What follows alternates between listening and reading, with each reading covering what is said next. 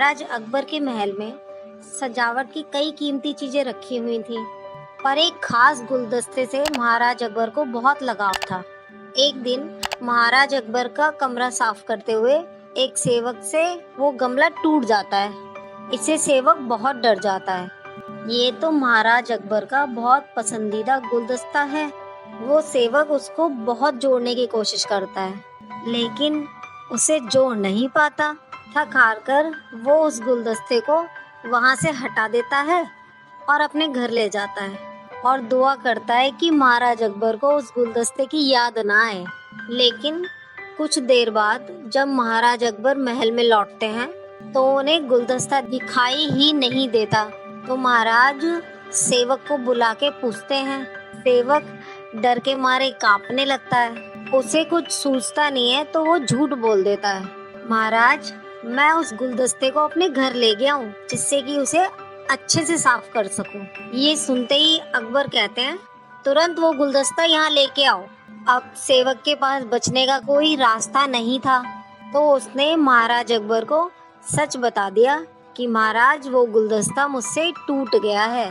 ये सुनकर राजा आग बबूला हो गए और क्रोध में उस सेवक को फांसी की सजा सुना दी और कहा, झूठ बर्दाश्त तो नहीं करता हूँ मैं, और अगर गुलदस्ता टूट ही गया था तो पहले क्यों नहीं बताया। अगले दिन इस घटना के बारे में राज्यसभा में जिक्र हुआ तो बीरबल ने कहा, महाराज, झूठ तो हर व्यक्ति कभी न कभी तो बोलता ही है। वो सेवक तो प्राणों के डर की वजह से झूठ बोल गया। बीरबल की ये बात सुन के महाराज अकबर बीरबल पर भी भड़क गए। उन्होंने भरी सभा में पूछा, क्या कोई ऐसा है यहाँ पे जिसने झूठ बोला है। सबने कहा, नहीं महाराज, हम तो झूठ कभी नहीं बोलते। ये सुनते ही महाराज ने कहा, देखा बीरबल, हर कोई झूठ नहीं बोलता है।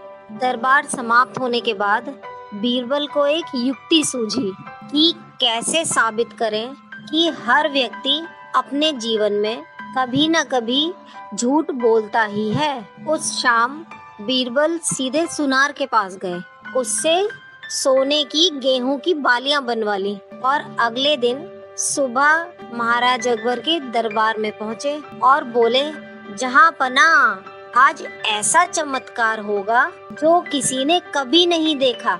ये सुनकर राजा अकबर और दरबारियों की जिज्ञासा बढ़ गई। तो अकबर ने पूछा, ऐसा क्या है बीरबल, बताओ। तो बीरबल बोले कि आज मुझे रास्ते में एक सिद्ध पुरुष के दर्शन हुए। उन्होंने मुझे ये सोने की बनी गेहूं की बालियां दी और कहा, इसे जिस भी खेत में लगाओगे वहाँ की सारी फसल सोने की हो जाएगी। तो महाराज, इसे लगाने के लिए मुझे थोड़ी सी जमीन चाहिए। तो महाराज ने कहा, हाँ हाँ, क्यों नहीं, हम जमीन दे देते हैं। और उसी समय महाराज अकबर और सारे दरबारी खेत की तरफ चल पड़े। गेहूं के खेत में पहुंचकर बीरबल ने कहा, महाराज, एक शर्त और थी। उन सिद्ध पुरुष ने कहा था, इस बाली से फसल तभी सोना बनेगी जब इसे ऐसा व्यक्ति लगाएगा जिसने जन्म लेने के बाद से अब तक कभी भी झूठ ना बोला हो। और महाराज, आपके दरबार में तो ऐसे बहुत से लोग हैं जिन्होंने कभी झूठ ही नहीं बोला। तो किसी सच्चे को बुलाइए और ये बाली लगवाइए। बीरबल की बात सुन के सभी दरबारी खामोश हो गए और कोई भी गेहूं की बाली लगाने को तैयार नहीं हुआ। तो महाराज अकबर ने पूछा, ऐसा कोई भी नहीं है जिसने कभी झूठ न बोला हो। सभी खामोश रहे। तो बीरबल बोले, तो महाराज, आप ही इस बाली को खेत में लगा दीजिए। ये सुनकर महाराज का सर भी झुक गया। उन्होंने कहा, बचपन में तो मैंने भी कई झूठ बोले हैं, तो मैं इसे कैसे लगा सकता हूँ।